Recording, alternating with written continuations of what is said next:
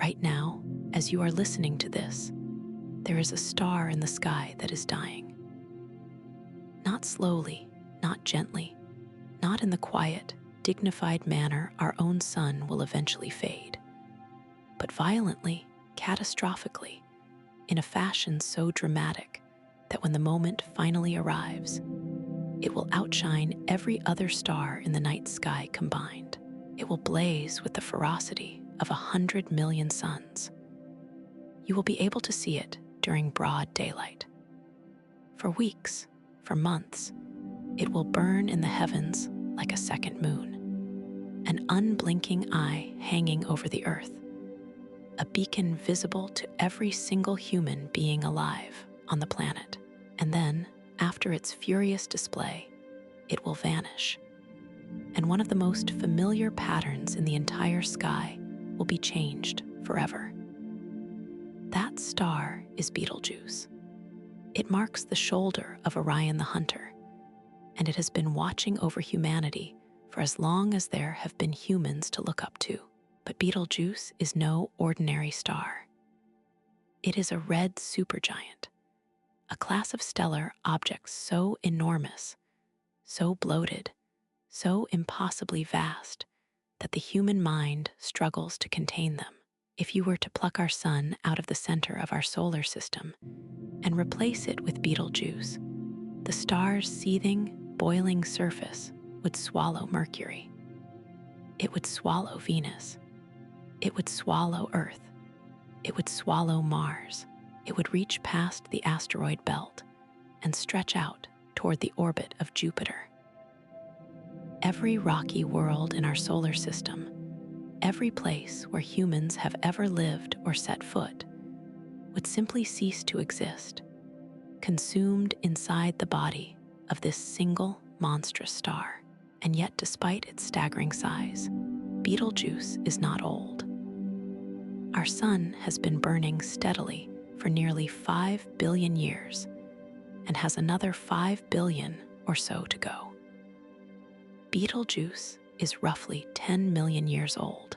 That sounds like a long time by human standards, but in the life of the cosmos, 10 million years is barely a heartbeat. Betelgeuse was born after the dinosaurs went extinct. It is a young star, but it has already exhausted its primary fuel, already ballooned into a bloated giant, and is now racing headlong toward the most violent death the universe has to offer. A supernova. The question is not whether Betelgeuse will explode. It will. The question is when, and what happens after, and whether the clues that this dying star has been scattering across the sky for decades, centuries, perhaps millennia, can tell us anything about the ticking clock inside its tortured core. So let us tell the story of this star, from its ancient names to its modern mysteries, from the nuclear furnace at its heart to the spectacular death that awaits it. This is the story of Betelgeuse, the red supergiant on the brink of a spectacular death. To understand the death of Betelgeuse, we first have to understand its life. And that life begins not with fire and fury, but with something far more human. It begins with a name. The star we call Betelgeuse has been known to humanity for thousands of years. It is one of the brightest objects in the night sky, typically ranking as the 10th brightest star visible from Earth. And in the constellation Orion, it is unmistakable. While the 3 stars of Orion's belt form a clean, crisp line of blue-white light, Betelgeuse glows with a deep, ruddy warmth. A reddish-orange ember sitting at the upper left corner of the hunter's frame, marking his shoulder, or depending on your cultural perspective, his hand, his arm, or even his armpit. The name Betelgeuse itself is a product of one of the longest games of linguistic telephone in the history of science. It traces back to the Arabic astronomers of the pre-Islamic and early Islamic periods, who called the star Yad al-Jawza, meaning the hand of Jawza. Jawza was their name for a central figure in the sky, a term they originally applied to the constellation Gemini before later shifting it to Orion. Centuries later, when medieval Latin scholars attempted to transliterate the Arabic, they misread the first letter. The Arabic letter for Y and the letter for B are nearly identical when written at the start of a word, differing by only a single dot of diacritical marking. And so Yad became Bed, and the hand of Jawza became something that sounded like Betelgeuse. During the Renaissance, European scholars tried to reverse engineer the meaning and incorrectly concluded the first part derived from an Arabic word for armpit. That word did not actually exist in the form they imagined, but the error stuck. Spelling shifted, pronunciation drifted, and what began as the hand of a celestial giant eventually became the star we know today as Betelgeuse, pronounced, depending on whom you ask, as Betelgeuse, Betelgeuse, or, as most people outside of professional astronomy say it, Betelgeuse, a pronunciation made famous by the 1988 Tim Burton film of the same name, a movie that has absolutely nothing to do with astronomy. Other Arabic names for the star included Al-Yad al-Yamna, the right hand, Al-Dira, the arm, and Al-Mankib, the shoulder, all referring to its position in the figure of Orion. In Persia, it was known as Bashan, meaning the arm. Its Sanskrit name was Bahu, reflecting the Hindu conception of the constellation as a running antelope. In modern Indian astronomy, it is known as Ardra, but the Arabic astronomers were hardly the first to notice this star. Betelgeuse is so bright, so distinctly colored, and so prominently positioned that scientists believe even the earliest humans were aware of it. The ancient Egyptians folded it into their constellation of Osiris, the god of death and rebirth, an association that feels eerily appropriate given what we now know about the star's fate. In ancient China, it was known as the fourth star of the constellation of 3 stars, a name that persisted even after the constellation was expanded beyond its original trio. The Chinese court astronomer Sima Qian, writing around 100 years before the Common Era, recorded its color as yellow, a detail that would prove enormously important 2,000 years later. In Japan, the Terra clan adopted its red hue as their symbol, calling it Hikboshi, the Hike star, while their rivals, the Minamoto, chose the blue-white star, Rigel. War and rivalry written into the stars themselves. In Tahitian lore, Betelgeuse was known as Anavaru, one of the pillars holding up the sky, a structural element of the cosmos. The Aboriginal people of Australia's Great Victoria Desert wove it into their Dreamtime stories, describing the star as the Club of Nyaruna, the figure we know as Orion, a club that fills with the fire magic of desire and then dissipates before returning. A poetic description that some researchers believe reflects an ancient awareness of Betelgeuse's variability, its tendency to brighten and dim over the months and years. If that interpretation is correct, it means that Aboriginal Australians were tracking stellar variability thousands of years before European astronomers formally documented it in the 19th century. In the Americas, the Lacandon people of Central America knew it as Chakchalix, the red butterfly. The Talipang of Brazil saw Orion as a figure named Silokawai, a hero whose leg had been severed by his wife, with the variable brightness of Betelgeuse linked to the act of cutting. The Wardaman people of northern Australia called it Yuyungen, meaning owl eyes flicking. Its intermittent brightness representing a watchful observer tracking sacred ceremonies below. In Hawaiian tradition, the star was known as Kalwakoko, the brilliant red star.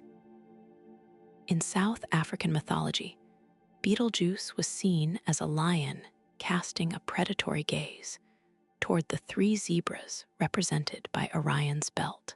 Across every continent, in every culture that looked upward, Betelgeuse was seen, recognized, named, and given meaning. And nearly always, there was something about it that suggested change, transformation, power, or death. It is as though humanity, long before the invention of the telescope or the discovery of nuclear physics, somehow sensed that this star was different, that it was not merely shining. It was preparing to do something extraordinary. To understand why Betelgeuse is dying, you need to understand how it lived. And its life, like the lives of all stars, is a story told in the language of gravity and nuclear fire. Stars are born in vast, cold clouds of molecular gas, mostly hydrogen and helium, that drift through the spiral arms of galaxies. These molecular clouds, sometimes called stellar nurseries, can be enormous, stretching tens or even hundreds of light years across, and they contain enough raw material to form thousands of stars. They are among the coldest places in the galaxy, with internal temperatures as low as 10 to 20 Kelvin, which is roughly negative 250 degrees Celsius. At these temperatures, the gas molecules move sluggishly, and the cloud is held in a delicate equilibrium between its own gravity, which wants to pull it inward and compress it, and its internal pressure, which resists collapse. But this equilibrium can be disturbed. A shock wave from a nearby supernova can compress a portion of the cloud beyond its stability threshold. A density wave rippling through the spiral arm of the galaxy can squeeze the gas as it passes. Even the turbulent internal motions of the cloud itself can create overdense pockets where gravity begins to gain the upper hand. When gravity overwhelms pressure in one of these regions, collapse begins. And once collapse begins, it is very difficult to stop. The collapsing region fragments into smaller and smaller clumps as it contracts. Each clump becomes denser and hotter gravitational potential energy, converting steadily into thermal energy as the gas compresses. A protostellar disk forms around the densest central point, and material spirals inward, accreting onto the growing protostar.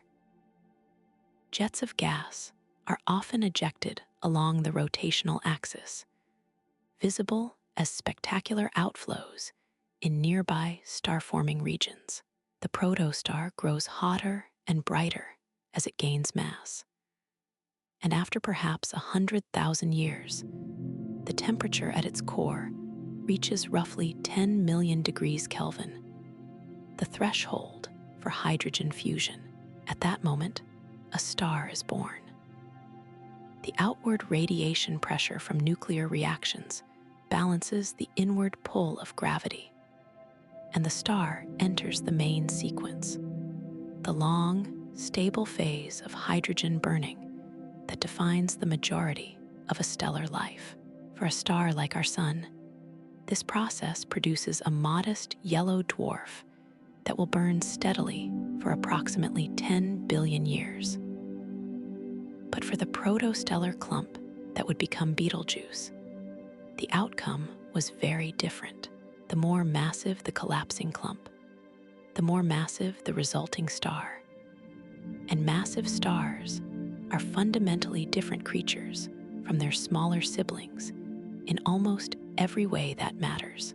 Betelgeuse came into being roughly 8 to 10 million years ago, most likely in or near the Orion-Obone Association, a sprawling nursery of hot, massive stars that occupies a swath of the sky in the general vicinity of the constellation Orion. The Orion-Obone Association is one of the most active and well-studied star-forming complexes in our section of the Milky Way, and it has produced a wealth of massive, luminous stars over the past 12 million years or so. It is divided into several subgroups of different ages, with the youngest stars still embedded in the glowing gas of the Orion Nebula, and the oldest having long since dispersed from their birthplace. But Betelgeuse is no longer where it was born. It has been moving through space at approximately 30 kilometers per second relative to the surrounding interstellar medium, which translates to roughly 67,000 miles per hour.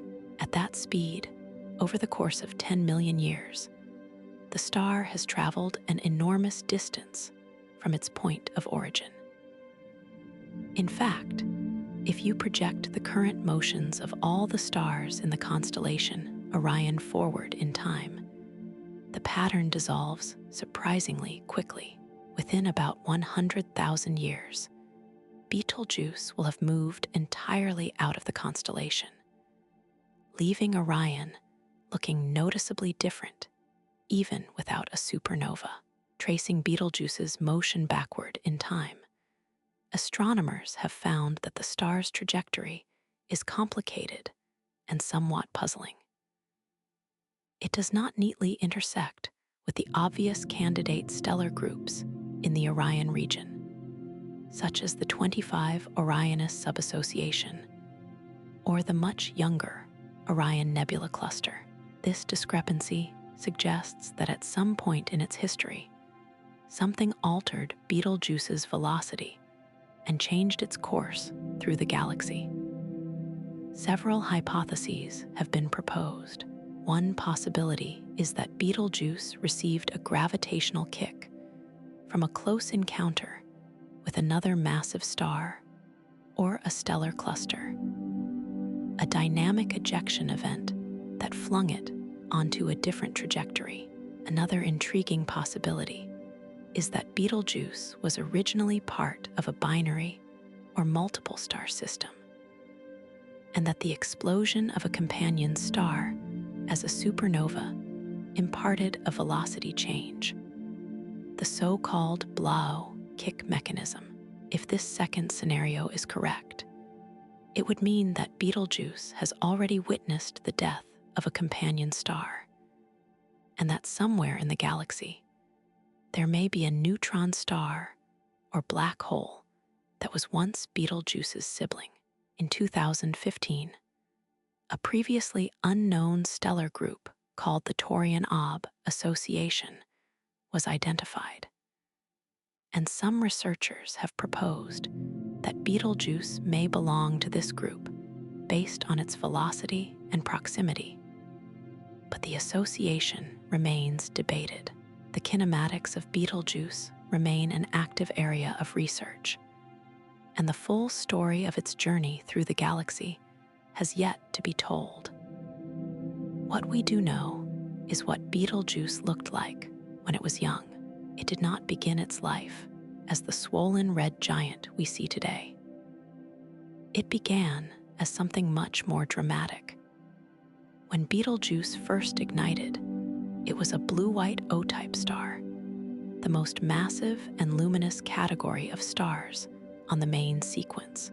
O-type stars are stellar heavyweights, ferociously hot, with surface temperatures exceeding 30,000 degrees, blindingly bright, and spectacularly short-lived. They are rare, too. For every O-type star in the galaxy, there are roughly 3 million main sequence stars of other types. They account for a tiny fraction of the stellar population, but their outsized luminosities mean they dominate the light of young stellar clusters and star-forming regions.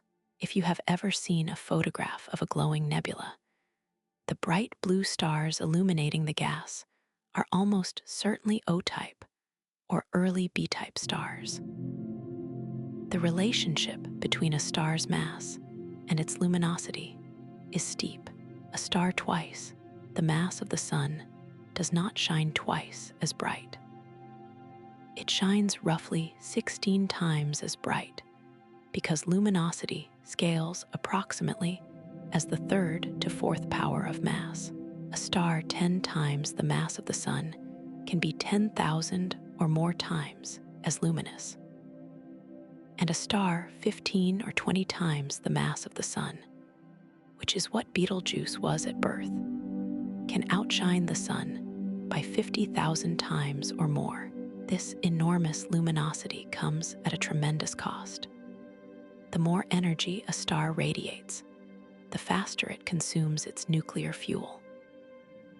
While our sun, a modest G-type star, will burn through its hydrogen fuel over the course of roughly 10 billion years, a massive O-type star tears through its reserves in just a few million.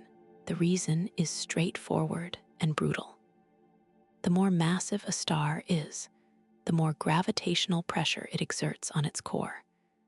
The more pressure on the core, the higher the temperature. The higher the temperature, the faster the nuclear reactions proceed. And the faster the reactions proceed, the sooner the fuel runs out. There is another consequence of high luminosity that matters enormously for stars like Betelgeuse: radiation-driven mass loss.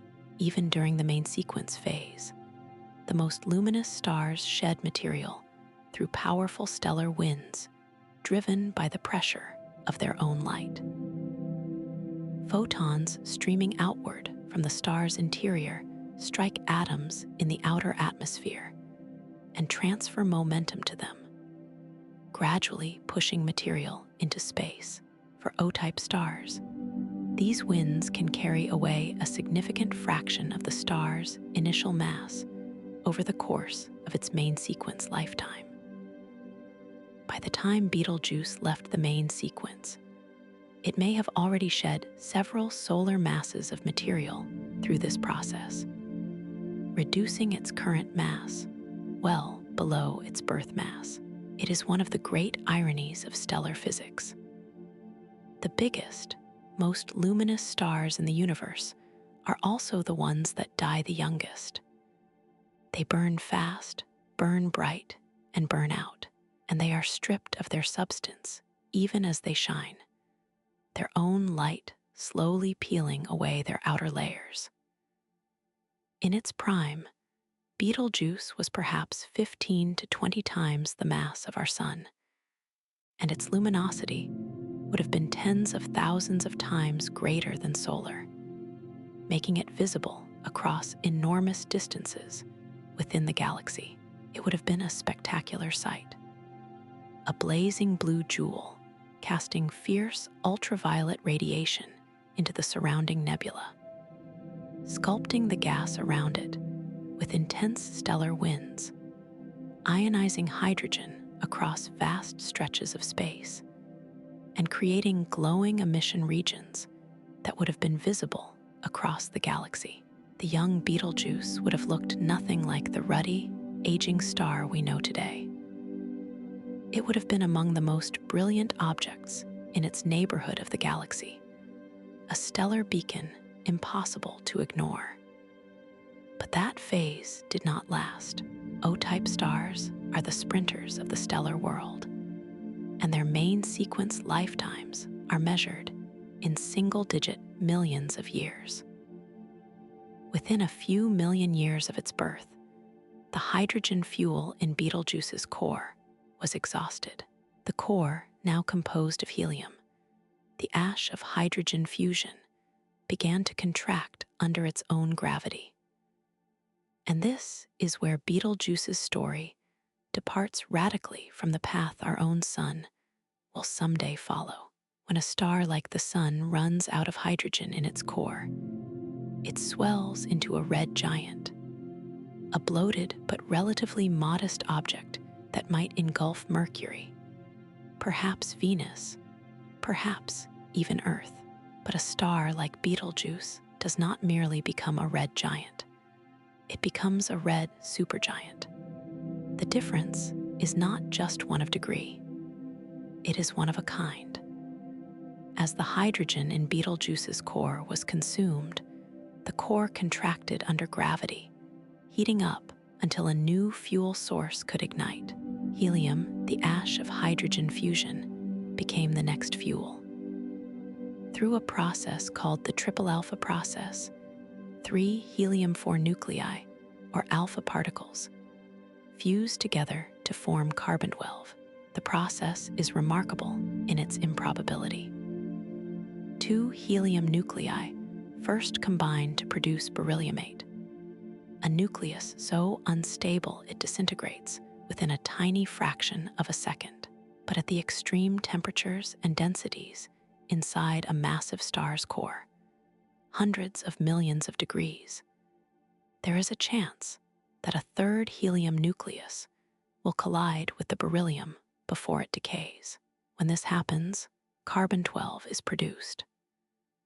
Fred Hoyle, the brilliant and controversial British astrophysicist, predicted in 1953 that this reaction could only proceed efficiently if carbon-12 possessed a specific excited energy state, a resonance at just the right energy level.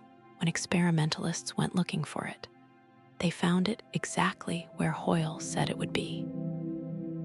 It was one of the most remarkable predictions in the history of nuclear physics, and it explained how the universe produces the carbon that makes life possible. Once carbon accumulates in the core, it can capture an additional helium nucleus to produce oxygen-16.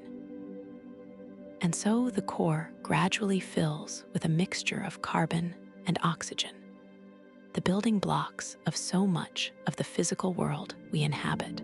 This helium-burning phase produces enormous amounts of energy, but it also drives the outer layers of the star to expand dramatically. The hydrogen-burning shell surrounding the helium core generates additional energy, puffing the star's envelope outward into space. The result is a star of almost incomprehensible physical dimensions. Betelgeuse's radius is estimated at somewhere between 640 and 764 times the radius of the Sun, depending on the measurement technique and the moment of observation. Because the star's size is not constant, it pulses, it breathes, it swells and contracts on cycles lasting roughly 400 days, and its radius can vary by an enormous amount over the course of a single cycle, a difference considerably larger than the radius of Earth's orbit around the Sun. This expansion comes at a cost. As the outer layers of the star stretch farther and farther into space, they cool. The surface temperature of Betelgeuse is only about 3,300 degrees Celsius, which is approximately 6,000 degrees Fahrenheit. This is dramatically cooler than our Sun's surface temperature of roughly 5,500 degrees Celsius. That lower temperature is what gives Betelgeuse its characteristic deep reddish-orange color. Hotter stars glow blue or white. Cooler stars glow orange or red. Betelgeuse, despite being thousands of times more luminous than the Sun, is paradoxically much cooler at its surface. It compensates for that lower temperature with sheer, overwhelming size. The total energy output is staggering, somewhere between 7,500 and 140,000 times the luminosity of the Sun. depending on whether you count only visible light or the full spectrum of radiation. Because Betelgeuse radiates the vast majority of its energy in the infrared, only about 13% of its radiant energy is emitted as visible light. If human vision were sensitive to infrared wavelengths, Betelgeuse would be the single brightest star in the entire night sky. The star's average density is astonishingly low, something like 20 millionths to 90 millionths the density of our Sun. In volume, Betelgeuse exceeds the Sun by a factor of at least 160 million. Yet its total mass is probably no more than about 10 to 20 times solar. It is essentially an enormous, tenuous shell of hot gas wrapped around a comparatively tiny, incredibly dense core. If you could somehow scoop up a cubic meter of Betelgeuse's outer atmosphere, it would weigh far less than a cubic meter of the air you are breathing right now. But the helium burning that currently defines Betelgeuse is not the end. It is merely the latest chapter in a process of accelerating nuclear desperation. Because inside the core of this dying star, a countdown is underway, and it is a countdown measured not in years or decades, but in the ever-shortening lifetimes of successive nuclear fuels. The interior of a massive star in its final stages is sometimes compared to an onion, and the analogy, while imperfect, captures something essential about the structure. Each layer of the onion represents a different zone of nuclear burning, and the deeper you go, the heavier the elements being forged, and the more extreme the conditions become. At the outermost layer, there is still hydrogen, fusing slowly in a shell around the helium core. Beneath that, helium burns into carbon and oxygen. But in a star as massive as Betelgeuse, the story does not stop there. As each fuel is exhausted in the core contracts further, heats up, and ignites the next element in the chain. The sequence proceeds relentlessly, driven by gravity's insatiable appetite. Carbon fuses into neon, sodium, and magnesium at temperatures approaching 600 million degrees Kelvin, roughly 1 billion degrees on the Fahrenheit scale. This stage might last a few thousand years, then neon burning commences, a process that is not so much the direct fusion of neon nuclei as it is the photodisintegration of neon, where high-energy gamma rays break apart neon-20 atoms, releasing alpha particles that are then captured by other neon nuclei to produce magnesium-24 and oxygen-16. Neon burning might last a single year. Then comes oxygen burning at temperatures around 1.5 to 2 billion degrees Kelvin. Oxygen-16 nuclei fuse together, producing silicon-28, sulfur-32, argon, calcium, and other intermediate mass elements. This stage lasts perhaps 6 months to a year. And finally, silicon burning begins, the last stand of nuclear fusion in the core of a massive star. Silicon burning occurs at temperatures exceeding 3 billion degrees Kelvin, and it is not a simple fusion of silicon nuclei. Instead, it involves a complex network of photodisintegration and alpha particle capture reactions, where silicon and other elements are broken down and reassembled into ever heavier nuclei, climbing up the periodic table toward the iron group. The end products are principally iron-56 and nickel-56, both members of the iron peak, the summit of the curve of binding energy, the point beyond which fusion no longer releases energy. Each of these stages is dramatically shorter than the last. The timescales are compressed to an almost absurd degree. A star like Betelgeuse may have spent millions of years on the main sequence burning hydrogen. Helium burning lasts perhaps several 100,000 years to 1,000,000 years. Carbon burning might last a few thousand years. Neon burning lasts roughly a year. Oxygen burning lasts months. And silicon burning, the final act, the last gasp of nuclear fusion in the core of a massive star, lasts approximately a single day. One day. After millions of years of stellar life, the final nuclear fuel in the core is consumed in roughly 24 hours. And when that process is complete, the core is made of iron. Iron 56 is one of the most tightly bound nuclei in all of nature. And here is the crucial point that determines everything that follows. Every nuclear reaction that preceded this stage released energy. Hydrogen to helium releases energy. Helium to carbon released energy. Carbon to neon, neon to oxygen, oxygen to silicon, silicon to iron. All of these reactions paid their way, generating the heat and radiation pressure that kept the star from collapsing under its own crushing gravity. But iron is the end of the road. Fusing iron into heavier elements does not release energy. It absorbs it. It is an endothermic reaction. The nuclear furnace that has sustained Betelgeuse for its entire existence suddenly has nothing left to burn. The fire goes out. The iron core sits at the center of the star like a dead weight, roughly the size of the Earth, but containing approximately 1.5 times the mass of the Sun. It is incredibly hot, billions of degrees, and incredibly dense, millions of times denser than water.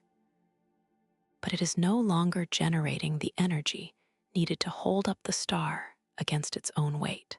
For a brief, deceptive moment, the core is still supported by the quantum mechanical pressure of degenerate electrons.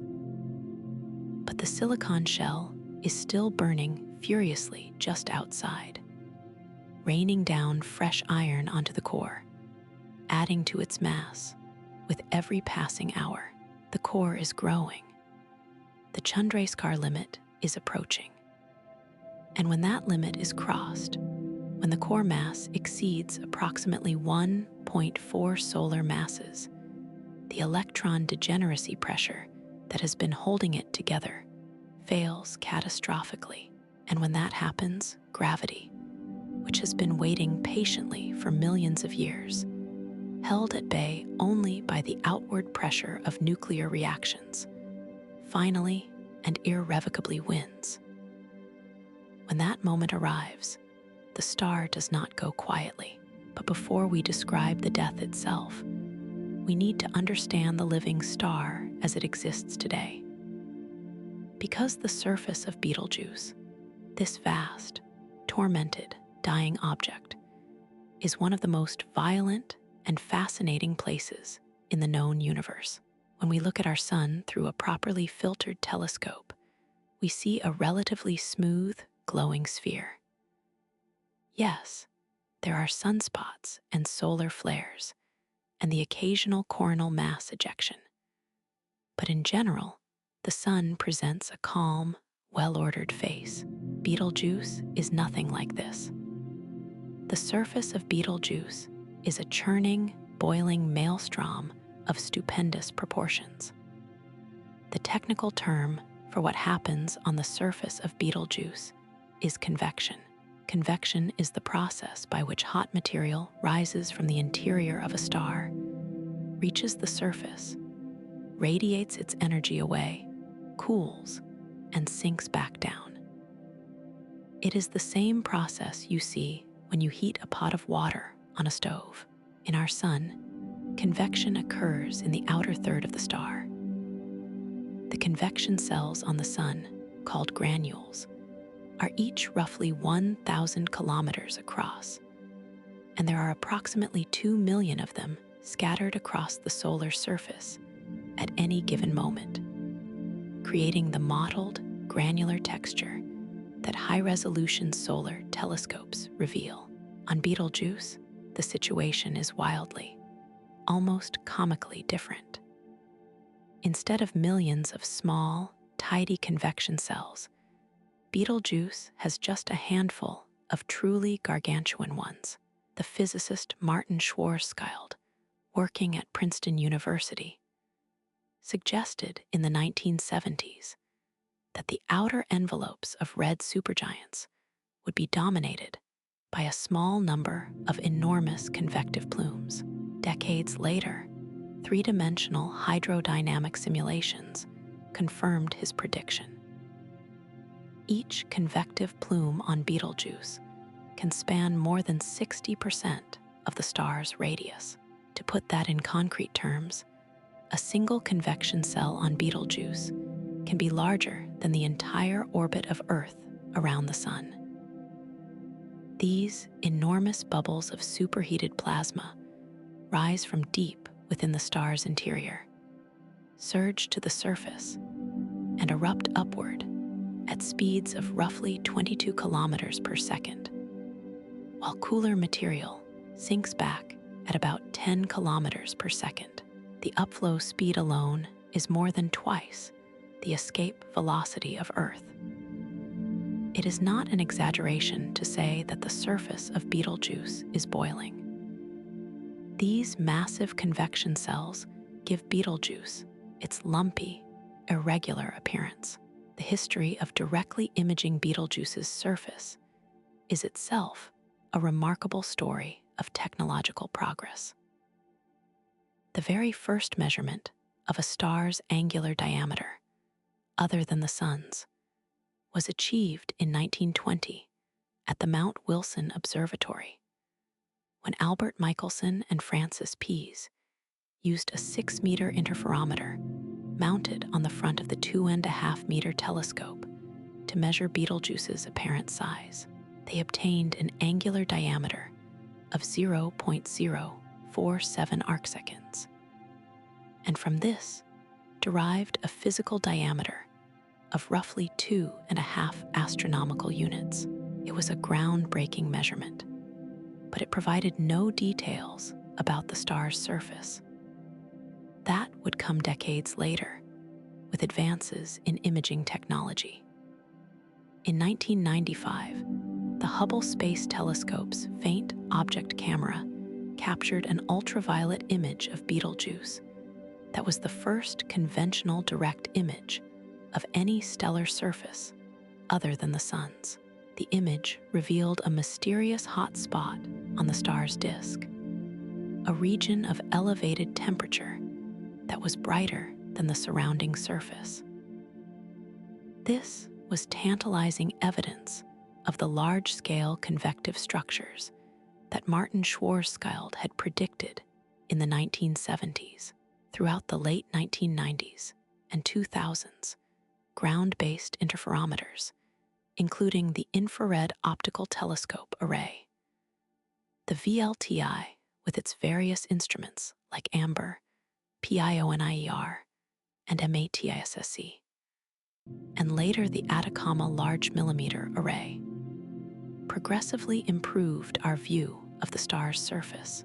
They revealed a mottled, asymmetric appearance with bright hotspots and dark regions that shifted and changed over timescales of weeks to months.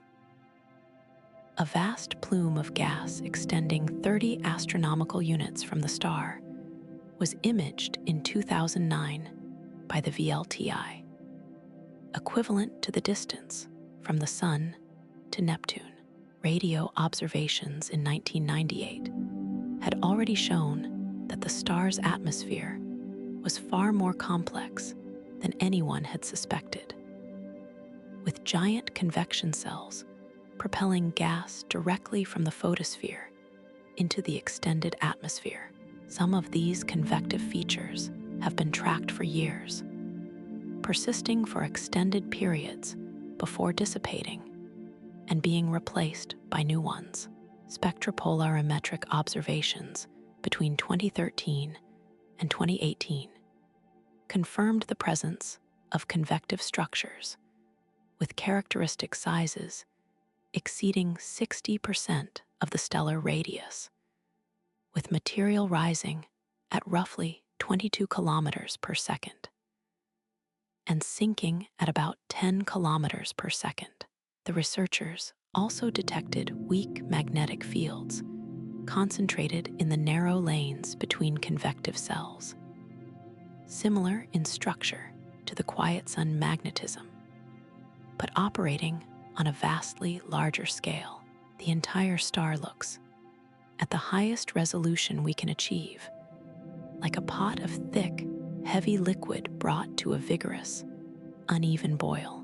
In 2024, a team led by Jingzi Ma at the Max Planck Institute for Astrophysics published a study suggesting that the apparent rapid rotation of Betelgeuse, which previous ALMA observations had seemed to indicate, might actually be a mirage created by these giant convective motions.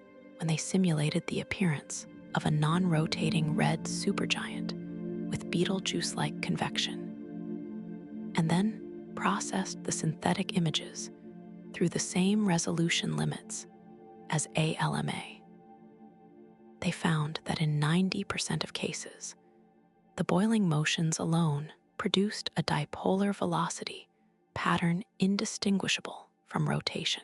In other words, the star might not be spinning fast at all. It might just be boiling so furiously that it looks like it is spinning.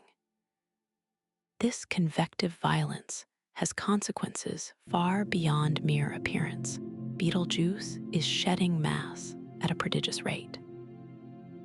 As the giant convection cells erupt at the surface, they fling material outward into the surrounding space, creating an extended atmosphere or circumstellar envelope that stretches an extraordinary distance around the star. The mass loss rate of Betelgeuse is estimated to be equivalent to roughly one solar mass every 10,000 to 100,000 years, a rate millions of times greater than the sun's gentle solar wind. Astronomers have identified at least 6 concentric shells of material surrounding Betelgeuse, evidence of episodic mass ejections over the past 100,000 years. The outermost of these shells has a radius of nearly 7.5 light years. The material that Betelgeuse has cast off fills a volume of space that, if centered on our sun, would extend well past the halfway point to Alpha Centauri, the nearest star system. Betelgeuse also creates a bow shock as it moves through the interstellar medium at about 30 kilometers per second. Its powerful stellar wind collides with the gas and dust in its path, sweeping up material into a curved wave of compressed gas, roughly 3 light years in diameter. This bow shock was directly observed by the Herschel Space Observatory in 2013, providing a vivid visual confirmation of the star's rapid motion and vigorous mass loss. Betelgeuse is not just dying, it is carving a path through the galaxy as it goes, leaving a trail of its own substance scattered across the void. And it was this process of violent mass loss, this tendency to eject enormous chunks of itself into space, that produced one of the most dramatic astronomical events of the early 21st century, an event that made headlines around the world and briefly made everyone, astronomers and civilians alike, look up and wonder, is it happening? Is the star about to explode? In the autumn of 2019, astronomers who routinely monitored Betelgeuse's brightness noticed something unusual. The star, which normally fluctuates in brightness on a fairly predictable 400-day cycle, had been dimming since around October. This was not entirely unexpected. The star was approaching the predicted minimum of its regular pulsation cycle. But as the weeks wore on, the dimming continued past normal bounds. By late December, Betelgeuse had faded to magnitudes not seen in years. By January of 2020, it was dimmer still. And by mid-February, it reached its nadir. The star had faded to roughly 1/3 of its normal brightness, dropping from around visual magnitude 0.5 to magnitude 1.7. It fell from its usual position as the 10th brightest star in the sky to outside the top 20. For experienced stargazers, the change was visible to the naked eye. Betelgeuse, the brilliant red shoulder of Orion, was fading before their eyes. The event, which became known as the Great Dimming, captured the public imagination in a way that few astronomical phenomena had in years. Social media erupted with speculation. Was Betelgeuse about to explode? Were we about to witness a supernova in real time? The prospect was electrifying. The last supernova visible to the naked eye in our own galaxy was Kepler's supernova in 1604. Astronomers have been waiting more than 400 years for the next one. The idea that it might be happening right now, with a star that everyone could see and recognize, was irresistible. News outlets around the world picked up the story. Some reported responsibly, noting that while a supernova was theoretically possible, it was highly unlikely in the near term. Others ran breathless headlines implying the explosion was days away. The actual explanation, when it emerged, was both reassuring and astonishing. By analyzing data from multiple observatories, including NASA's Hubble Space Telescope, the European Southern Observatory's Very Large Telescope, the Stereo Solar Observation spacecraft, and dozens of ground-based instruments, astronomers pieced together what had happened. In early 2019, months before the dimming became visible, a massive convective plume had surged up from deep within the star and erupted at the surface, launching an enormous cloud of superhot gas into space. The researchers described it as a surface mass ejection, or SME, a process analogous to the coronal mass ejections our sun occasionally produces, but scaled up to a mind-boggling degree. The ejected material was roughly 400 billion times the mass typically expelled during a solar coronal mass ejection. The chunk of stellar material that Betelgeuse hurled into space weighed several times as much as our moon. A photospheric shock wave had propagated outward through the star's atmosphere beginning around January of 2019. Over the following 11 months, as this vast bubble of gas traveled away from the star, it cooled. And as it cooled, heavier elements within it condensed into molecules. Those molecules condensed into tiny grains of dust. This enormous dust cloud, stretching more than 100 million miles across, parked itself between Betelgeuse and Earth and blocked roughly a quarter of the star's visible surface from our view. The dimming was not uniform across the star's disk. Images captured by the Sphere instrument on the VLT showed that the southern region of Betelgeuse had darkened dramatically, while the northern half remained relatively normal. It was as though someone had drawn a shade across the lower half of the star. by comparing images from January 2019, before the dimming, with images from December 2019, January 2020, and March 2020. The progression was clear. The star's appearance was changing visibly, almost in real time, on a timescale of weeks. The Great Dimming was not a sign of imminent death. It was a sneeze, a titanic, moon-mass sneeze, but a sneeze nonetheless. Betelgeuse had literally blown a piece of itself off and coughed it into space, and the resulting debris cloud had temporarily veiled the star from our telescopes and our eyes. By April of 2020, the dust had dispersed enough for Betelgeuse to return to its normal brightness range.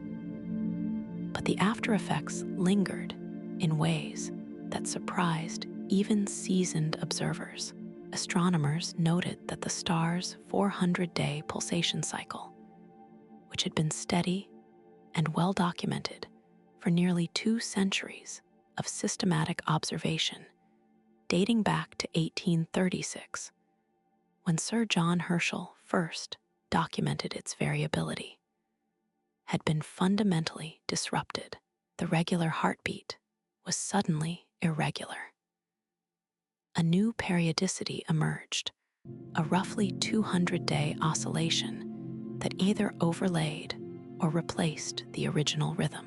Hydrodynamic simulations by Morgan MacLeod and collaborators at the Center for Astrophysics at Harvard and Smithsonian helped explain what had happened. The surface mass ejection had been powered by an unusually hot convective plume that coincided with an outward phase of the star's normal pulsation. The combination was devastating, launching material outward with enough force to fundamentally alter the star's oscillation mode. Before the Great Dimming, Betelgeuse had been pulsating in its fundamental mode, the deepest and most regular form of stellar oscillation, in which the entire star expands and contracts as a unit. After the ejection, the star appeared to switch to its first overtone mode, a faster, shallower oscillation with roughly half the period. This kind of mode switching had been predicted in theoretical models, but had never been observed in a red supergiant in real time. Betelgeuse had provided the first live demonstration of how a massive ejection event could destabilize a star's oscillation. The photosphere left behind by the massive ejection was cooler and less dense than before, and the star's surface plasma appeared to be sloshing around, struggling to return to equilibrium. One astronomer described the oscillations as resembling an unbalanced washing machine. The disruption of the star's regular 400-day rhythm, which had been one of the most reliable and well-studied periodicities in variable star astronomy, was a vivid reminder that even stars we think we understand can surprise us. Meanwhile, an amateur astronomer in Mainz, Germany, named Ottmar Nickel, developed an innovative technique to measure Betelgeuse's brightness during the daytime, using carefully calibrated multiple exposure photographs taken while the star was visible in broad daylight. This filled in the critical 4-month gap each year when Betelgeuse passes too close to the sun in the sky to be observed at night, and provided the first continuous year-round monitoring of the star's brightness variations. Nickel's daytime data were incorporated into the professional analysis, representing a rare and heartwarming example of amateur-professional collaboration, advancing our understanding of one of the sky's most famous stars. Interestingly, Betelgeuse may have ejected another cloud of dust as early as August 2020, when a secondary minimum in brightness was observed. This suggested that episodic mass ejection events might be more common than anyone had previously suspected, and that they could represent a significant fraction of the star's total mass loss, potentially rivaling the steady stellar wind as a mechanism for shedding material. By April of 2023, Betelgeuse had brightened dramatically, reaching a visual magnitude of approximately 0.0, brighter than it had been in years, briefly making it the seventh brightest star in the sky. The erratic behavior continued. Betelgeuse had not yet recovered from its violent episode. Adding to the excitement, in December of 2023, astronomers had the rare opportunity to watch the asteroid 319 Leona pass directly in front of Betelgeuse, briefly blocking its light in an event called an occultation. Because Betelgeuse has a measurable angular diameter larger than the asteroid, the occultation produced a brief ring of fire effect, lasting approximately 5 seconds, visible from a narrow path stretching from Central Asia through southern Europe and across the Atlantic to parts of Florida and Mexico. The event provided valuable data about both the asteroid's shape and the structure of Betelgeuse's extended atmosphere, as the gradual dimming at the edges of the occultation carried information about the star's limb-darkening profile and circumstellar environment. It was a serendipitous opportunity, the kind of chance alignment that astronomers wait years to observe, and it briefly pushed Betelgeuse back into the public spotlight. And then, in the midst of all this upheaval, astronomers discovered something that changed our understanding of Betelgeuse entirely. Something that had been hiding in plain sight for over a century. For decades, one of the enduring mysteries of Betelgeuse had been the nature of its longer-term brightness variations. In addition to the well-known 400-day pulsation cycle, observers had documented a much longer cycle of approximately 2,170 days, or roughly 5.9 Earth years. This secondary cycle caused the star's brightness to wax and wane on a multi-year timescale, superimposed on the shorter pulsation. Various explanations had been proposed, from deep internal convective oscillations to complex atmospheric dynamics. One provocative study in 2023 had even suggested that the long cycle might be evidence that Betelgeuse was in the advanced stages of carbon burning in its core, which, if true, would mean a supernova was potentially only centuries away. But beginning around 2024, two independent research teams proposed a far more elegant explanation. Betelgeuse was not alone. It had a companion. The hypothesis that Betelgeuse might be a binary star was not entirely new. The astronomer Margarita Karowska had announced in 1985, based on speckle interferometry, that Betelgeuse might have two close companions, and fluctuations in the star's measured radial velocity had long hinted at a gravitational tug from an unseen body. But the overwhelming brightness of Betelgeuse itself made confirmation nearly impossible. Detecting a small companion next to a star that fills more volume than 1 billion suns is like trying to spot a firefly hovering beside a searchlight.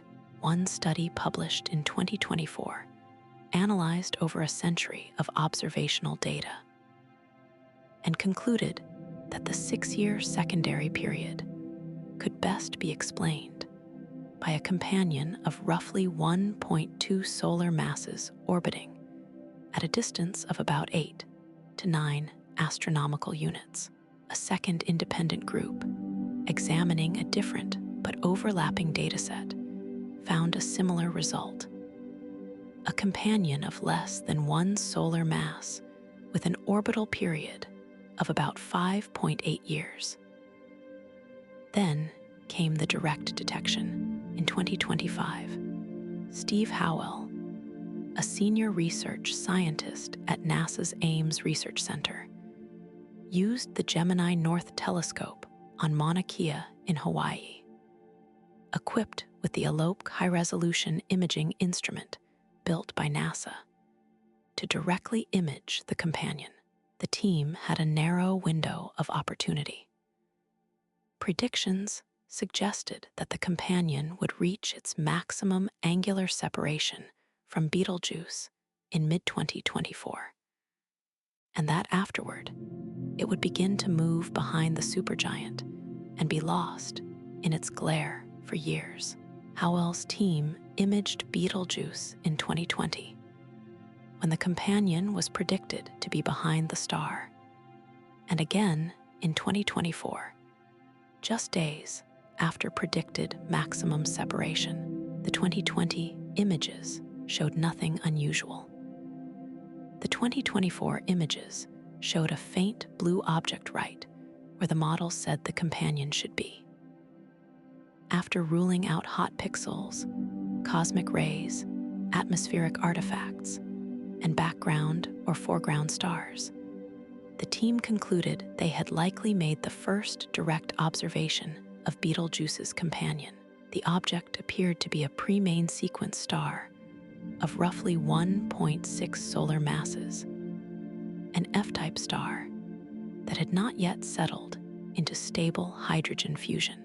It orbits Betelgeuse at a distance of only about 4 astronomical units, closer than Jupiter orbits our Sun, and so close that it actually passes through the outer layers of Betelgeuse's extended atmosphere during its orbit. The discoverers proposed the name Siwarha from the Arabic word for her bracelet, a fitting complement to Betelgeuse, the hand of Jahza. The International Astronomical Union's Working Group on Star Names officially recognized the name in September of 2025. In January of 2026, at the 247th meeting of the American Astronomical Society, Andrea Dupree of the Center for Astrophysics at Harvard and Smithsonian presented further confirmation using nearly 8 years of data from the Hubble Space Telescope, combined with ground-based spectroscopy from the Fred Lawrence Whipple Observatory and the Roque de los Muchachos Observatory. Dupree's team detected the signature of a wake, a trail of denser gas being carved through Betelgeuse's atmosphere as Siwarha orbits through it. The wake appeared in the spectroscopic data every 6 years, perfectly matching the long-period variability that had puzzled astronomers for so long. When the companion was on the near side of its orbit, approaching Earth, the wake produced a measurable blue shift in the spectrum of ionized iron emission. When the companion was on the far side, the signal was weaker, absorbed by the outflowing atmosphere behind it. It was, as Dupree described it, like a boat moving through water, creating a ripple effect visible in the data. The discovery resolved one of Betelgeuse's most persistent mysteries, but also carried implications for the question everyone wants answered. How soon will Betelgeuse explode? The 2023 paper that had used the 6-year cycle as evidence of late-stage carbon burning was effectively overturned. If the cycle is caused by Siwarha, not by internal nuclear processes, then the argument for an imminent supernova based on that particular line of evidence collapses. most astronomers now believe Betelgeuse is in a stable helium-burning phase, potentially with hundreds of thousands of years remaining before the core reaches the iron catastrophe. Astrophysicist Morgan MacLeod, who has modeled the interaction between Betelgeuse and Siwurha using detailed hydrodynamic simulations, believes the two stars might actually merge before Betelgeuse goes supernova, perhaps within the next 9,000 years. The physics of this potential merger is fascinating. Siwurha orbits so close to Betelgeuse that it passes through the outer layers of the supergiant's atmosphere. As it does so, gravitational friction, sometimes called tidal drag, transfers orbital energy from Siwurha into the surrounding gas, causing the companion's orbit to gradually shrink. With each orbit, Siwurha spirals slightly closer to Betelgeuse's core.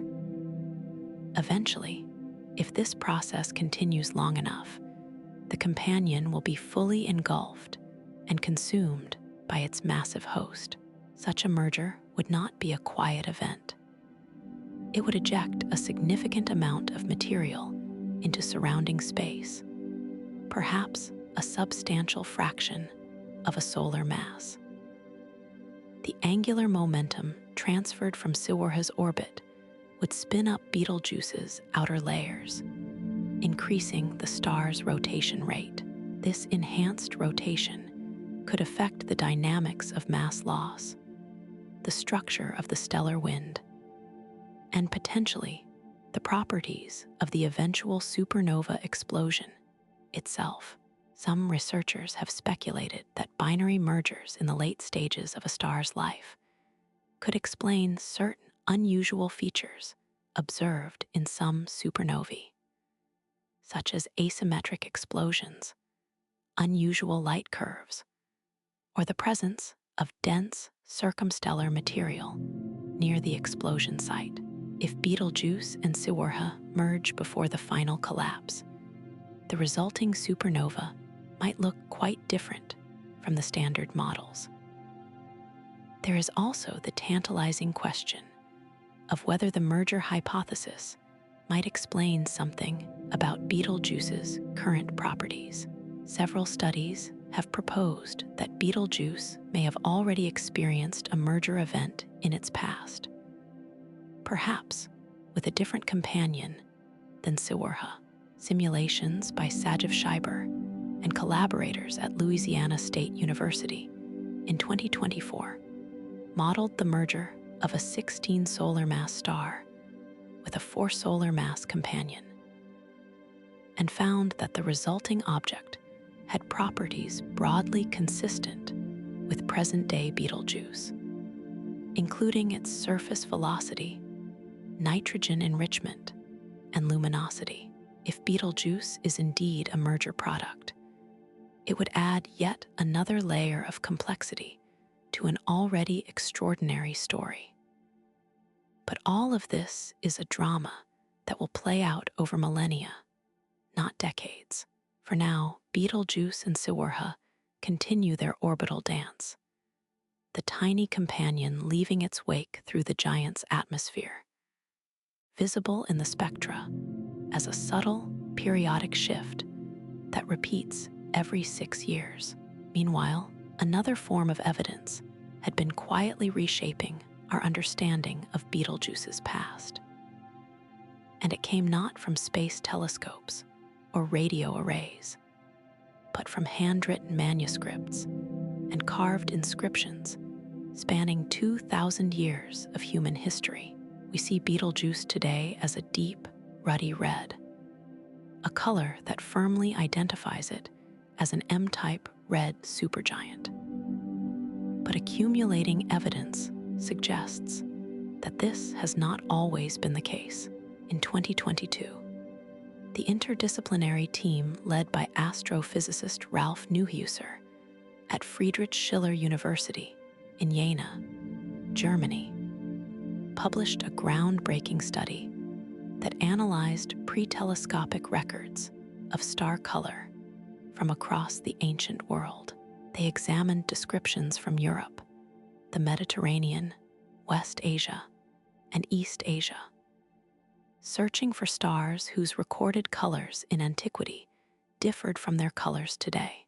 Of more than 236 bright stars, whose colors could have been detected by the naked eye, only one showed a clear, well-documented color change over the span of recorded human history. That star was Betelgeuse. Around 100 years before the Common Era, the Chinese court astronomer Sima Qian described Betelgeuse as yellow. About a century later, the Roman scholar Hyginus described it as having a color similar to Saturn, which is yellow-orange. The great Greek astronomer Ptolemy, writing in the 2nd century, compiled lists of bright red stars, including Antares, Aldebaran, Arcturus, and others, but conspicuously did not include Betelgeuse among them. He described it with the word hypokouros, a term whose meaning ranges from pale yellow to light reddish. The researchers also noted that while the name Antares literally translates to rival of Mars, or like Mars, because of its deep red hue, a comparison that has been consistent across cultures for millennia, no ancient source gave Betelgeuse a similarly martial, red-associated name. By the 16th century, however, the Danish astronomer Tycho Brahe, perhaps the most meticulous naked-eye observer in the history of pre-telescopic astronomy, described Betelgeuse as redder than Aldebaran. Today, Betelgeuse is comparable in both brightness and color to Antares, the very definition of a deep red star. The implication is remarkable. Within the span of roughly 2,000 years, Betelgeuse changed color from yellow-orange to red. In astrophysical terms, this means the star crossed the Hertzsprung gap, the transition on the Hertzsprung-Russell diagram between the hotter main sequence, or yellow supergiant phase, and the cooler red supergiant phase. Stars can oscillate back and forth across this gap on timescales of thousands of years. But the fact that humans witnessed and recorded the transition is extraordinary.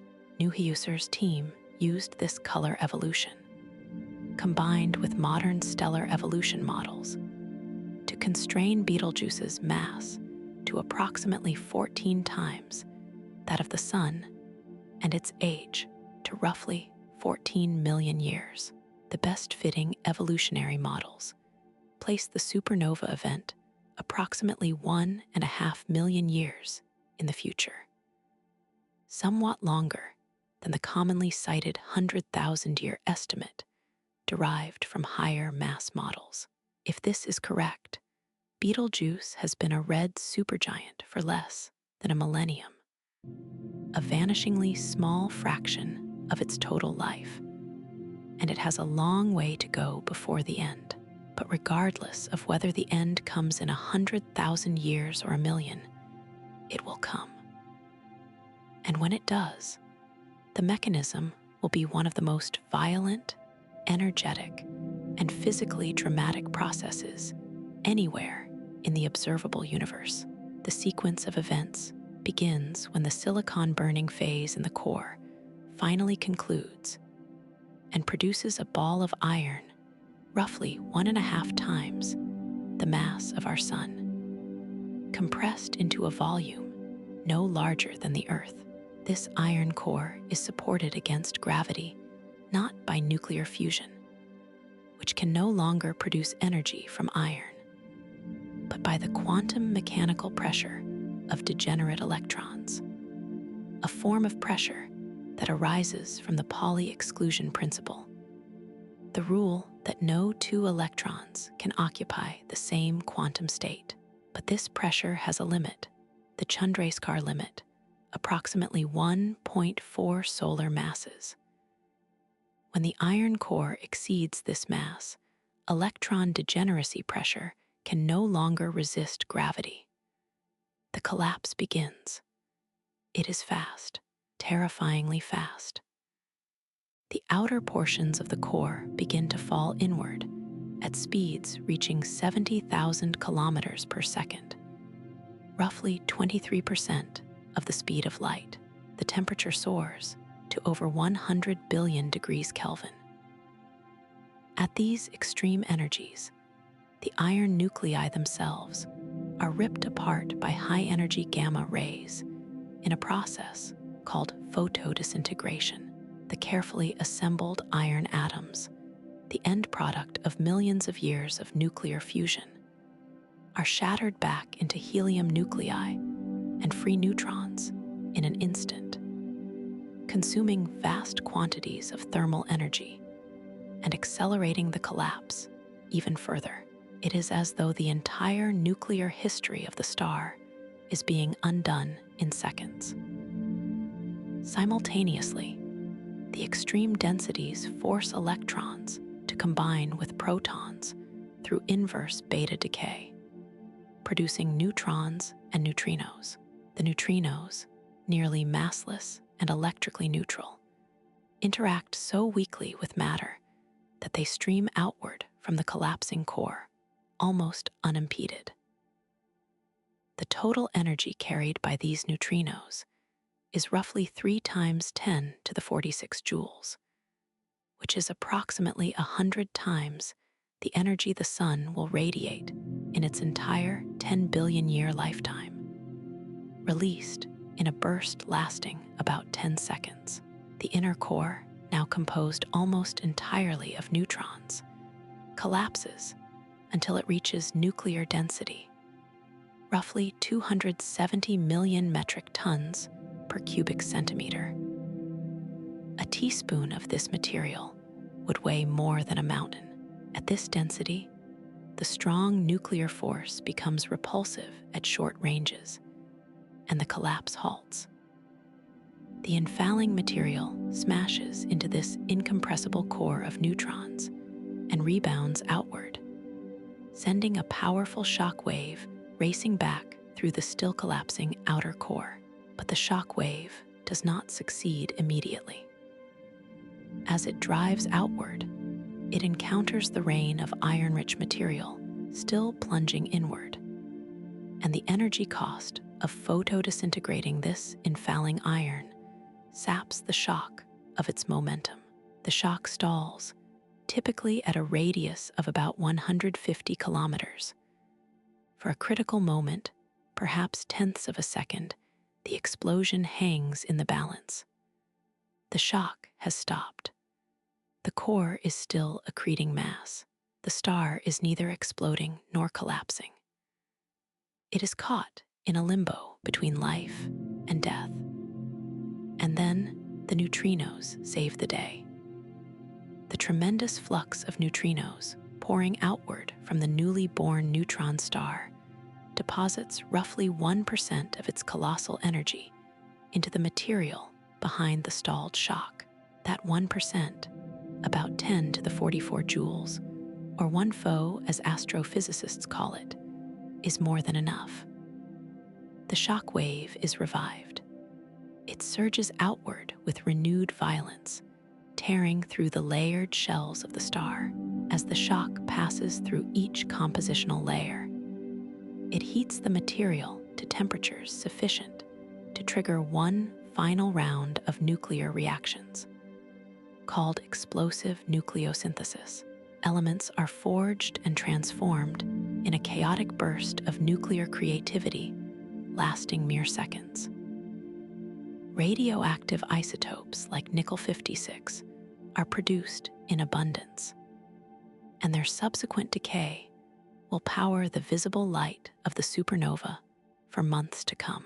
The outer layers of the star are blasted into space at speeds of thousands of kilometers per second. The core, compressed beyond anything possible in ordinary matter, settles into its final form.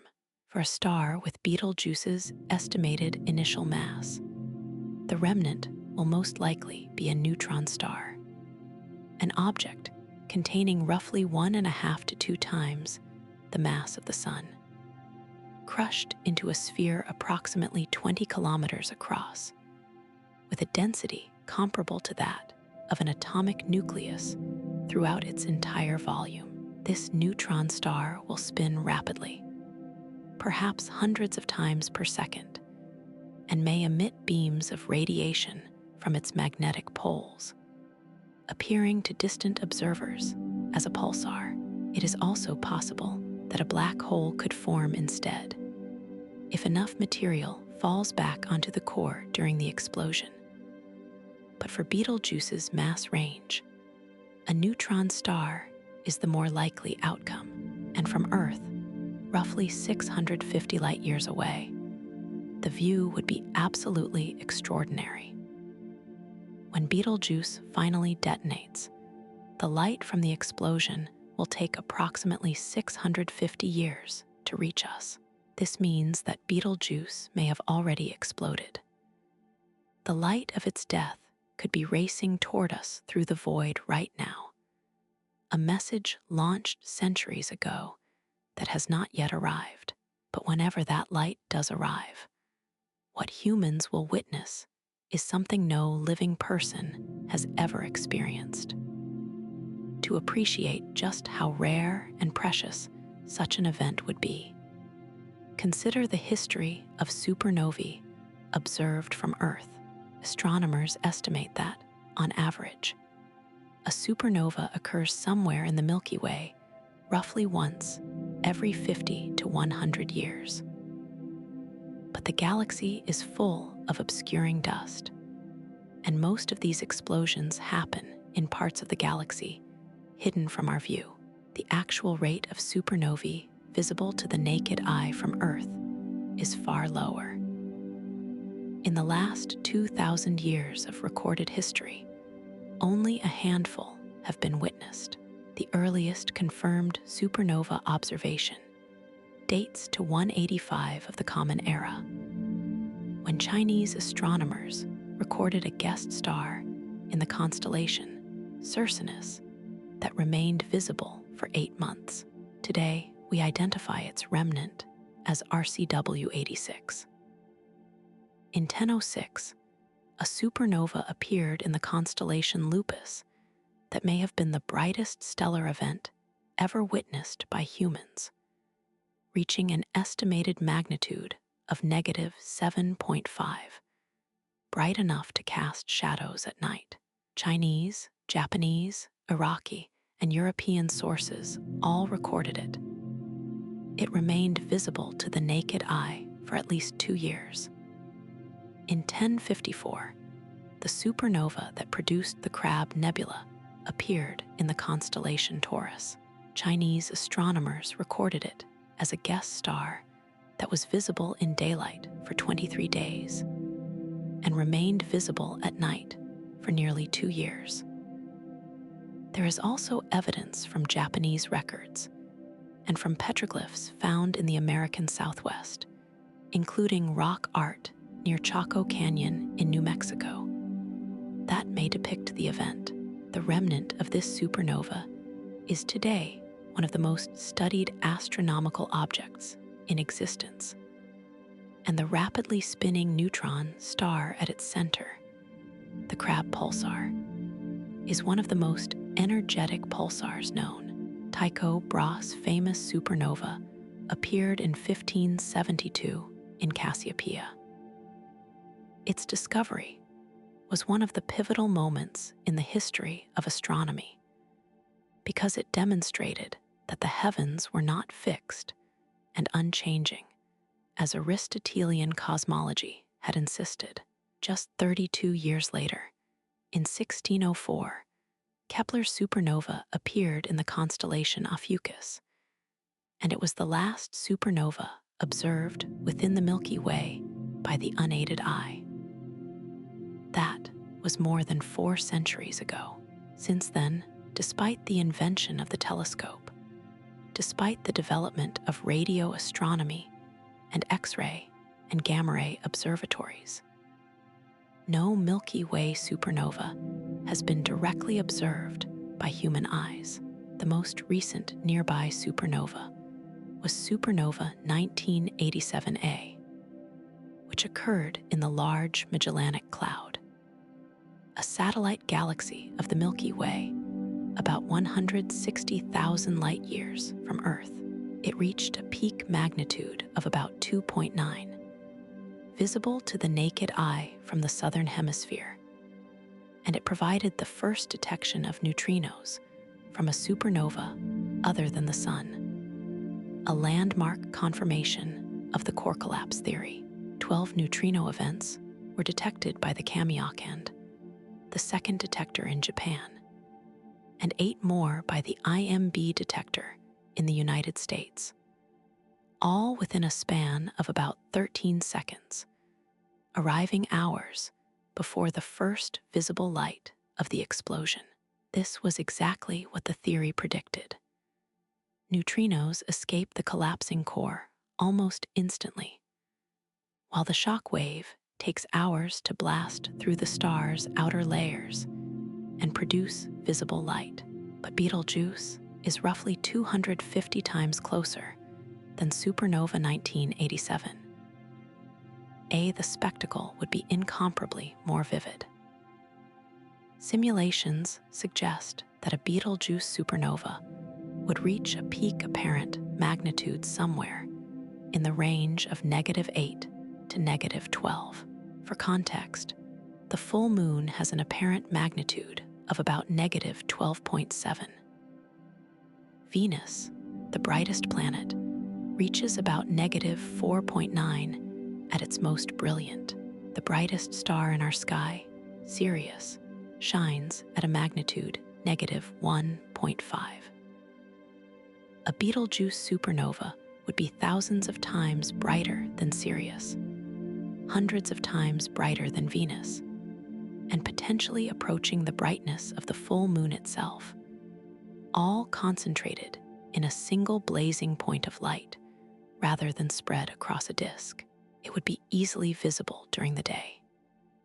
You could walk outside at noon and see it burning in the blue sky, a fierce new star that was not there the morning before.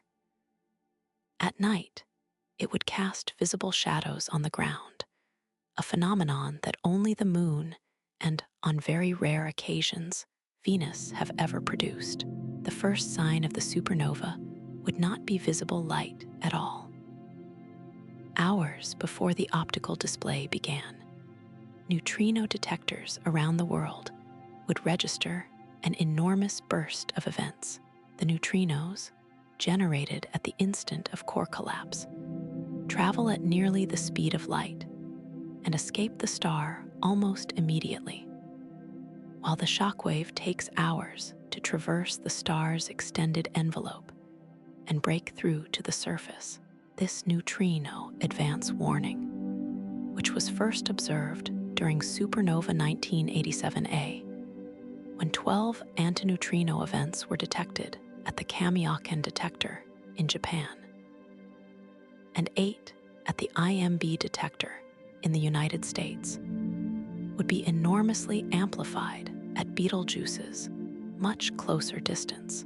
Instead of a dozen events, detectors might register tens of thousands or even hundreds of thousands of neutrino interactions, providing an incredibly detailed record of the collapsing core's temperature, density, and evolution in real time.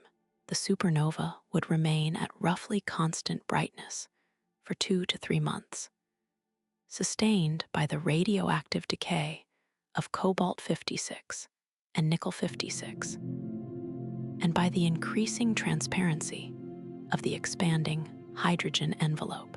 After that initial plateau, the brightness would begin to decline, but it would remain visible to the naked eye at night for several years, gradually fading as the expanding supernova remnant cooled.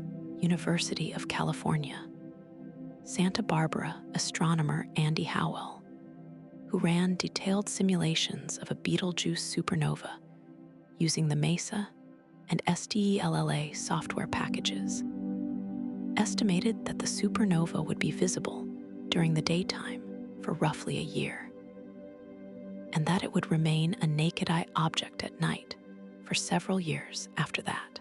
The first harbinger of the explosion would not be light, but neutrinos. Because neutrinos travel at nearly the speed of light and are generated at the very moment of core collapse, hours before the shock wave reaches the surface and produces visible light, neutrino observatories around the world would detect a sudden burst of events before the sky even began to change. Detectors like supergiant in Japan, IceCube at the South Pole, and others would register an enormous flood of neutrino interactions, providing real-time data on the collapse of the core. This advance warning would give astronomers time to turn every available telescope toward Orion before the optical fireworks began. And what about safety? At 650 light-years, Betelgeuse is far too distant for its supernova to pose any significant threat to life on Earth. The danger zone for a supernova is estimated at roughly 25 to 50 light-years. Within that range, the intense burst of X-rays and ultraviolet radiation could strip away significant portions of Earth's protective ozone layer, exposing the surface to harmful solar ultraviolet radiation for decades or even centuries. Such an event could trigger mass extinctions. Indeed, some researchers have proposed that a supernova explosion roughly 300 light-years from Earth, which occurred between 2 and 3 million years ago, may have contributed to environmental changes at the boundary between the Pliocene and Pleistocene epochs. Radioactive iron-60, a telltale isotope produced in supernovae, has been found in deep-sea sediments and on the lunar surface, dating to precisely that era, providing physical evidence that the solar system was indeed bathed in supernova debris at that time. But Betelgeuse is more than 10 times beyond the danger zone. The inverse square law ensures that the radiation intensity at 650 light-years would be diluted to harmless levels. There would be no damaging radiation reaching our planet, no lethal shower of cosmic rays, no blast waves are stripping our atmosphere. The supernova would not produce a gamma ray burst aimed at Earth either. Betelgeuse is not the right kind of star, and it is not rotating fast enough to produce the collimated jets associated with gamma ray bursts. The only effects on Earth would be aesthetic, scientific, and perhaps psychological. There would, however, be some minor practical disruptions worth considering. Many nocturnal animals, from sea turtles to migrating birds, use moonlight and starlight for navigation, and a second bright object in the sky comparable to the moon could cause confusion. Coral spawning events, which are triggered by moonlight levels, could potentially be affected. Astronomers would face the ironic challenge that the most scientifically valuable event in generations would actually interfere with their other work, as the overwhelming brightness of the supernova would wash out observations of faint objects across a large patch of sky for months or years. The concept of dark time, the period around the new moon when astronomers can observe the faintest galaxies and nebulae without moonlight interference, would essentially cease to exist for the duration of the supernova's brightest phase. Studying the supernova itself would require specially modified instruments designed to handle the extraordinary brightness. since normal telescopes optimized for detecting faint objects would be hopelessly overwhelmed. And after it was all over, after the light faded and the remnant began to disperse, the sky would be permanently altered. Orion the Hunter would be missing his shoulder. The bright red star that has anchored the upper left corner of one of the most recognizable constellations in the sky would be gone, replaced by the faint, expanding glow of a supernova remnant and the invisible presence of a neutron star. But that is not the end of the story. It is, in a very real sense, the beginning of a new one. Because the death of a star like Betelgeuse is not merely an ending. It is one of the most important creative acts in the entire cosmos.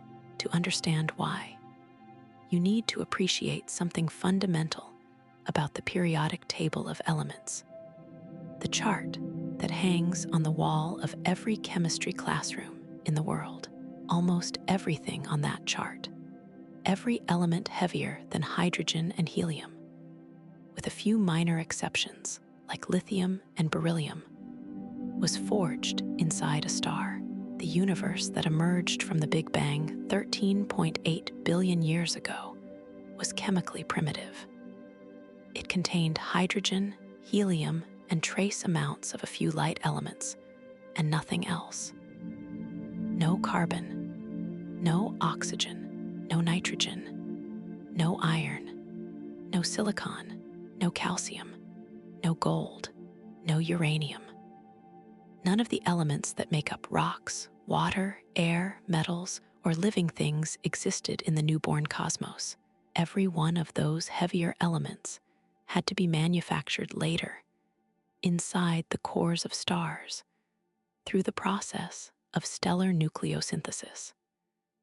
And not just any stars, the heavier elements on the periodic table, the ones from carbon through iron, require the extreme temperatures and pressures found only in massive stars, the stellar heavyweights that burn fast and die young.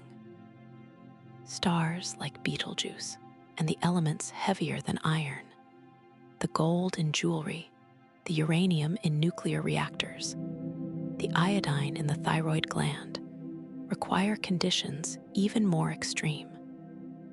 The rapid neutron capture process, or our process, which occurs primarily in supernovae and in the collisions of neutron stars. Without massive stars living and dying, the universe would remain a thin, featureless fog of hydrogen and helium, with no planets, no chemistry, and no life. The elements scattered into space by a Betelgeuse supernova would carry the fruits of the star's entire nuclear history. Carbon is forged during helium burning through the triple alpha process. Oxygen and neon are produced during carbon and neon burning. Silicon and sulfur from oxygen burning. Iron and nickel from the final silicon flash, and during the explosion itself, in the seconds of explosive nucleosynthesis, as the shockwave tears through the star's layered shells. A riot of nuclear reactions would produce elements across the periodic table, from the lightest metals to the heaviest radioactive isotopes. Radioactive nickel-56, produced in enormous quantities during the explosion, decays first into cobalt-56, and then into stable iron-56 over a timescale of months. This decay chain is what actually powers the visible light of the supernova for weeks and months after the initial flash. The glow you would see in the sky is literally the light of radioactive decay, the transformation of unstable nuclei into stable ones, releasing gamma rays that are absorbed and re-emitted as visible light by the expanding gas. This enriched material, expanding outward at thousands of kilometers per second, would form a supernova remnant, an expanding shell of hot, glowing gas that would be detectable with telescopes for thousands of years. Think of the Crab Nebula, the remnant of the 1054 supernova, which is still expanding and still glowing nearly 1,000 years later. Or the Veil Nebula in Cygnus, the delicate, lacework remnant of a supernova that occurred roughly 5,000 to 8,000 years ago. The Betelgeuse remnant would eventually look something like this: a vast, luminous cloud of enriched gas, gradually slowing as it swept up the surrounding interstellar medium over millions of years. This material would cool, decelerate, and merge with the surrounding gas and dust between the stars. It would become part of the interstellar medium, the thin but vast reservoir of material that fills the space between stellar systems, and eventually, gravitational disturbances would cause portions of this enriched medium to collapse, forming new molecular clouds, new protostars, and new planetary systems. Some of the atoms that were once inside Betelgeuse would find themselves incorporated into rocky planets orbiting young stars. Some might end up in oceans. Some might become part of the atmosphere, and some, in some impossibly distant future, might become part of living things. This is not speculation. It is an observed reality. We know this process has already occurred countless times throughout the history of our galaxy, because we ourselves are the evidence. Spectroscopic analysis of the sun reveals the chemical fingerprints of multiple generations of stellar nucleosynthesis, the relative abundances of elements in the solar system, the fact that oxygen is far more common than gold, that iron is far more common than uranium, and that carbon is abundant, while beryllium is rare. All of these patterns match the predictions of stellar nucleosynthesis theory with remarkable precision. The iron in your blood was forged in the core of a massive star that died before the sun was born. The calcium in your bones was produced during oxygen burning in a stellar interior hotter than 1 billion degrees. The oxygen you are breathing was manufactured by the triple alpha process and its aftermath, deep inside a star that exploded and scattered its contents across the galaxy billions of years ago. The astronomer Carl Sagan famously said that we are star stuff. That phrase has become something of a cliché, but it is no less true for being often repeated. The atoms in your body have been through the interiors of stars. They have been processed through nuclear furnaces at temperatures of billions of degrees. They have been scattered across light years of empty space by supernova explosions. They have drifted through the interstellar medium for millions of years before being swept up into the collapsing cloud that formed our solar system 4.5 billion years ago. And someday, billions of years from now, when our sun reaches the end of its own life and swells into a red giant, many of those atoms will be returned to the interstellar medium once more, ready to be incorporated into yet another generation of stars and planets, and perhaps living things. Betelgeuse is part of this grand cycle. When it explodes, it will be performing the same act of cosmic generosity that has been repeated trillions of times across the history of the universe.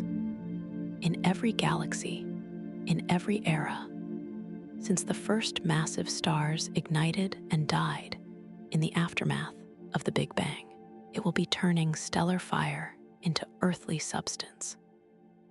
It will be transforming the abstract energies of nuclear physics into the tangible materials of geology, chemistry, and biology.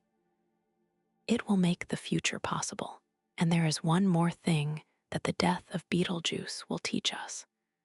Something that goes beyond the chemistry of the elements and touches on some of the deepest questions in physics. A Betelgeuse supernova would be the closest core collapse supernova ever studied with modern instruments. Every telescope on Earth and in orbit would turn to observe it, and the data returned would be staggering in its richness and detail. The neutrino burst from the collapsing core, detected by observatories like Supergiant in Japan, IceCube at the South Pole, the Sudbury Neutrino Observatory in Canada, and dozens of others, would contain direct information about the temperature, density, and composition of the collapsing core in its final moments. Neutrino physics is one of the most active frontiers in particle physics, and a nearby supernova would provide an opportunity to study neutrino behavior under conditions that cannot be replicated in any laboratory on Earth. Questions about neutrino mass, neutrino oscillation, and the neutrino hierarchy, the ordering of neutrino mass states, that remains one of the outstanding unsolved problems in physics, could potentially be addressed, or at least constrained, by a high-statistics neutrino detection from a Betelgeuse distance event. The gravitational wave signature of the collapse would be another treasure trove. Core collapse supernovae are expected to produce gravitational waves, the ripples in spacetime predicted by Einstein's general theory of relativity, and first directly detected in 2015 by the LIGO Observatory. But the gravitational waves from supernovae are much weaker than those from binary black hole or neutron star mergers, and detecting them from a distant galaxy is beyond our current capabilities. A supernova at the distance of Betelgeuse, however, would be close enough that the gravitational wave signal might be detectable, providing an entirely new window into the physics of the collapsing core, the asymmetries of the collapse, the turbulent convective motions in the protoneutron star, the rotation and magnetic field dynamics. All of these would leave their imprint on the gravitational wave signal, and extracting that information would give us insights into the core collapse mechanism that no other observation can provide. The electromagnetic evolution of the supernova, tracked across every wavelength from radio to gamma ray over months and years, would provide the most detailed picture ever obtained of how a massive star's outer layers are disrupted and expelled. The chemical composition of the ejecta, measured spectroscopically as the expanding gas cools and becomes transparent, would reveal exactly which elements were produced and in what quantities, testing our models of nucleosynthesis with unprecedented precision. The expansion velocities, densities, and temperatures of the ejecta would constrain the energy of the explosion and the mechanics of the shock revival.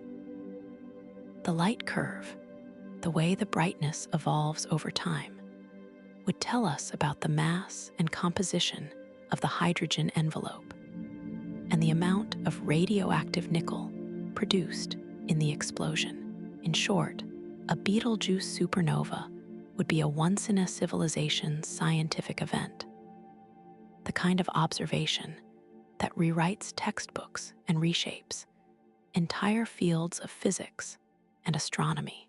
The amount of knowledge we would gain from a single nearby supernova is almost incalculable. And beyond science, there is something else, something harder to quantify, but no less real. There is the human experience of it. For most of human history, The sky has been a source of awe, of wonder, of spiritual and philosophical reflection. We have named the stars, mapped the constellations, told stories about them, navigated by them, worshipped them, and puzzled over them. And for most of that history, the sky has appeared essentially fixed. The same patterns that the ancient Egyptians, Babylonians, Greeks, and Chinese saw are the same patterns we see today.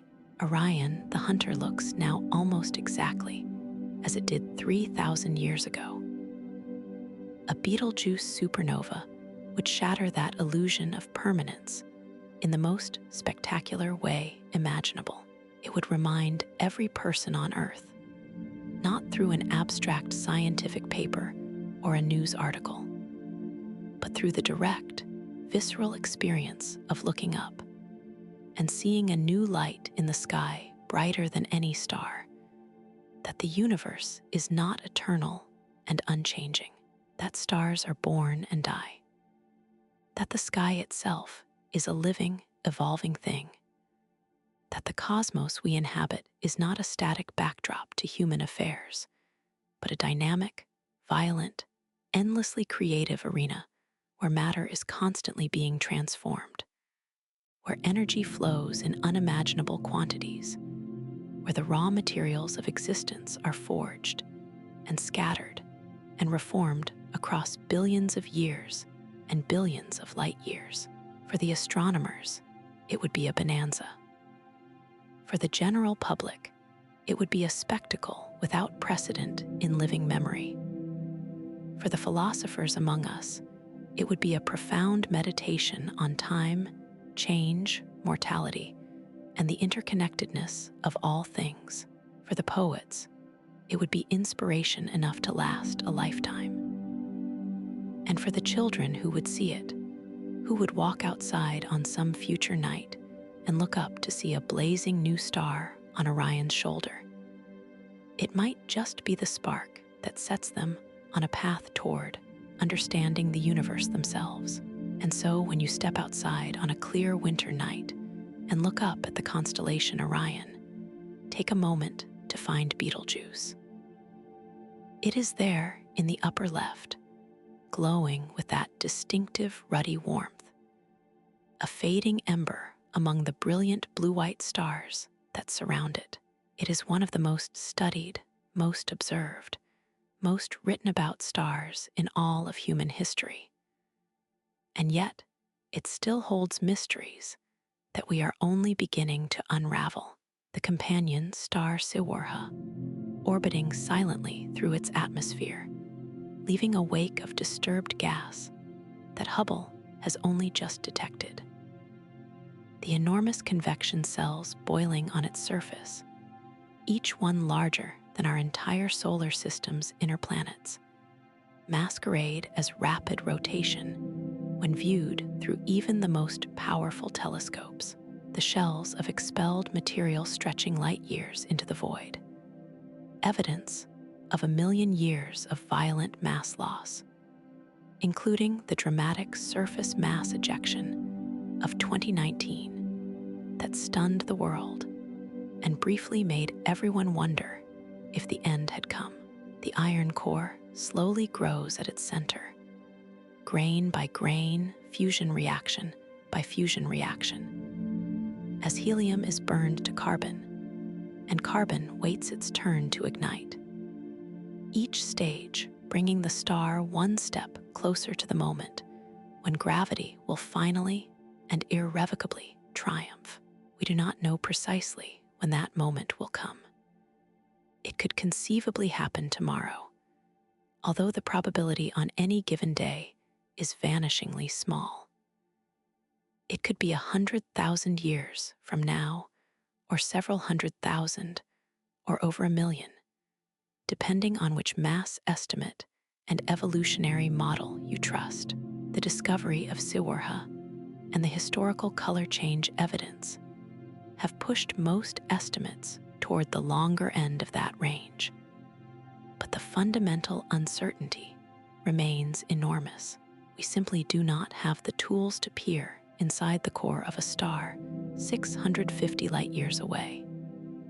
And red, the nuclear clock that is ticking down toward iron catastrophe. The light we see when we look at Betelgeuse tonight left the star roughly 650 years ago, around the time of the Black Death in medieval Europe, when the 100 Years' War between England and France was devastating the countryside, when the great civilizations of the Americas were flourishing in ways that Europeans could not yet imagine, when the Renaissance was just beginning to stir in the workshops and academies of Florence and Venice. For all we know, in the 6.5 centuries since that light departed the star's ruddy surface, Betelgeuse has already undergone its final silicon burn, already watched its iron core collapse in a fraction of a second, already launched its shockwave outward through the onion skin layers of its dying body, and already blasted its enriched outer layers into the interstellar medium at 10,000 kilometers per second. The neutrinos from the collapse may have already passed through our bodies without a trace, traveling at nearly the speed of light, arriving years before the optical signal. The light of the explosion could be racing toward us at this very moment, a widening sphere of photons expanding through the galaxy at 300,000 kilometers per second, carrying the news of the star's death, a message from the cosmos that has not yet been delivered. Or perhaps Betelgeuse is still burning. Perhaps Siwurha is still orbiting through its atmosphere, carving a wake through the extended gas, producing the 6-year brightness variation that astronomers will continue to monitor from the ground and from space. Perhaps the massive convection cells are still surging and boiling, flinging material outward, slowly stripping the star of its outer mass. Perhaps, deep in the core, helium is still burning, and the carbon that will fuel the next stage of the star's decline is still quietly accumulating, building up slowly, waiting for the moment when gravity will compress it past the ignition threshold and begin the accelerating countdown that ends in iron and collapse, and a light brighter than a billion suns. Either way, the story is extraordinary. Whether we are looking at a star that is already dead or one that is still dying, Betelgeuse represents something profound about the nature of our universe and our place in it. It is a reminder that we live on a small, fragile world orbiting an ordinary star in the suburbs of an ordinary galaxy, and that the elements that compose our bodies and our planet were forged in the interiors of objects like Betelgeuse. Objects of almost incomprehensible size, violence, and beauty. We are made of dead stars, and the star that may one day contribute its substance to the next generation of worlds is shining right above us, visible to anyone who knows where to look. Until the end comes, Betelgeuse waits. It burns. It boils. It sheds pieces of itself into the dark. It harbors its tiny companion, Siwurha, tucked within its vast atmosphere like a jewel inside a furnace. And it reminds us, every single time we look up on a clear winter night and see that red glow at the shoulder of the hunter, that the universe is not static, not permanent, not unchanging. It is alive with transformation, alive with energy, alive with the slow and magnificent cycle of creation and destruction that has been turning since the very first stars ignited in the darkness after the Big Bang. Stars are born, stars live, stars die, and from their deaths, new wonders emerge. Betelgeuse has been teaching us this lesson for 10 million years. One day, it will teach us its final lesson the most spectacular one of all. And whatever comes after, whether anyone is watching or not, the elements it has forged will endure, drifting through the galaxy, waiting to become part of something new. You have been watching this video. If you enjoyed it, please hit that like button and let us know. Subscribe to the channel so you never miss a new release, and tap the bell icon to get notifications when we upload, and leave a comment down below to tell us what you think about Betelgeuse and its extraordinary story. Would you want to be alive to see a Betelgeuse supernova with your own eyes? What would it feel like to walk outside one morning and see a new light in the sky, brighter than any star, glowing at the shoulder of Orion? We would love to hear your thoughts. Thanks for watching, and we will see you next time.